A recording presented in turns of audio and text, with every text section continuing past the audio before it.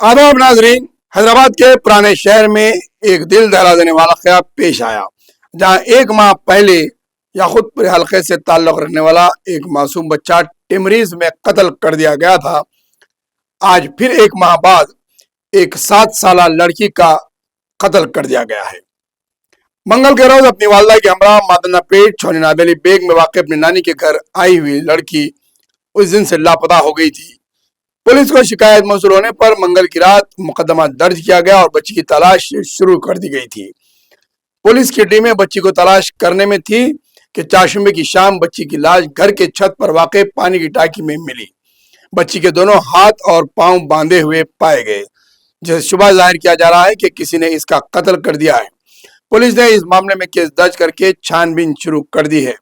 लेकिन बात यहाँ पर ये देखने की है कि मदना पेट और मलक पेट के दरमियान में ये इलाका है, जहाँ पर छोनी नादेली बेग कहा जाता है, और मदना पेट का इलाका, ये दो असेंबली कॉन्स्टिट्यूंसी को जोड़ने वाले हलके हैं।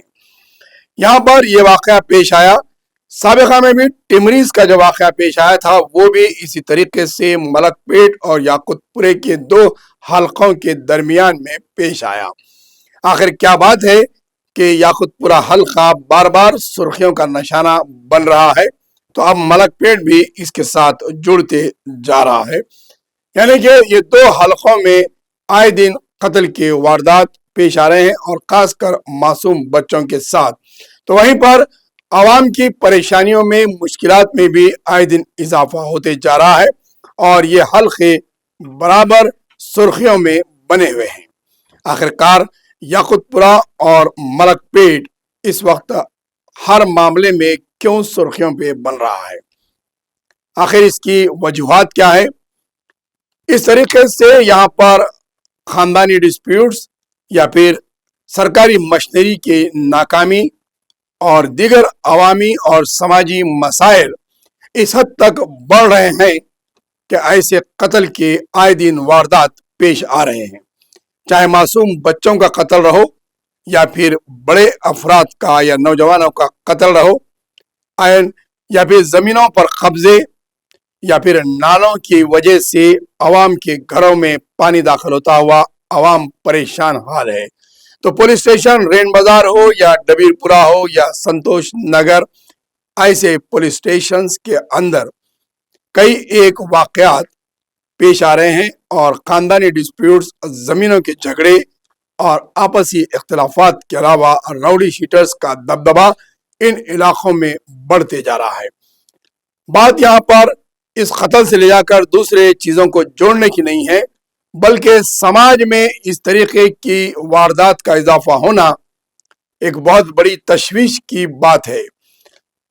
ये हर एक पर तशवीश की बात है। समाज के जिम्मेदारों पर, सियासी अफराद के जिम्मेदारों पर, या फिर सरकारी मशीनरीज के उहदेदार पर इस किस्म की जिम्मेदारी आयद होती है कि आखिर समाज में ये सब किस तरीके से हो रहा है, और आखिर समाज में इतनी बुराइयों का इजाफा क्यों हो रहा है, इसकी असल वजूहात क्या है, इन बुराइयों को कौन फरोग दे रहा है, और इस किस्म के वाकयात में कौन सरपरस्ती कर रहा है।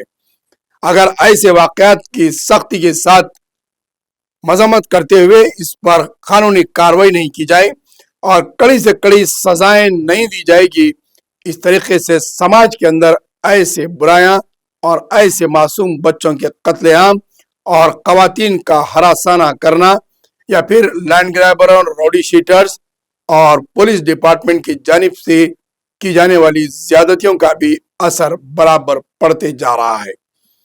अवाम तशवीश में है और परेशान है कि आखिरकार याकूतपुरा, मलकपेट जैसे इलाके इन जुराइम के अंदर और ऐसे कत्ल और गारतगिरी के वाकयात में ज्यादा क्यों सर फेरिस्त बने जा रहे हैं।